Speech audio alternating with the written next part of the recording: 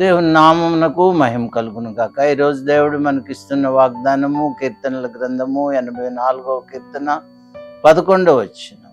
యథార్థముగా ప్రవర్తించు వారికి ఆయన ఏ మేలు చేయక మానడు. యథార్థముగా ప్రవర్తించు వారికి ఆయన మేలు చేస్తానని వాగ్దానం చేస్తున్నాడు.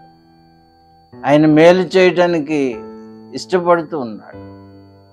కాబట్టి మనము ఆయన మేలులతో తృప్తిపరచబడాలంటే, ఆయన మేలులు మనం పొందుకోవాలి అంటే అక్కడ కండిషన్ చెప్తున్నాడు దేవుడు మనకి.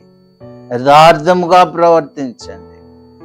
మనం యథార్థంగా ప్రవర్తిస్తే ఆయన మనల్ని మేలులతో తృప్తిపరుస్తాడు, మేలులతో ఆశీర్వదిస్తాడు, మేలులతో మనల్ని ఘనపరుస్తాడు.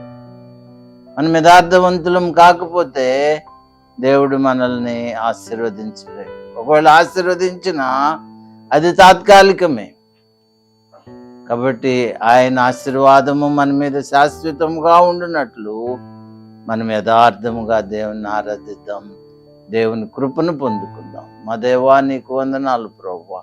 దేవా, యథార్థముగా ప్రవర్తించు వారిని మీరు ఆశీర్వదిస్తానన్నారు కనుక మేము యథార్థముగా ప్రవర్తించే ఆ శక్తి ఆ పరిశుద్ధాత్మ ద్వారా అనుగ్రహించమని యేసు నామంలో ప్రార్థిస్తున్నాను తండ్రి. ఆమేన్.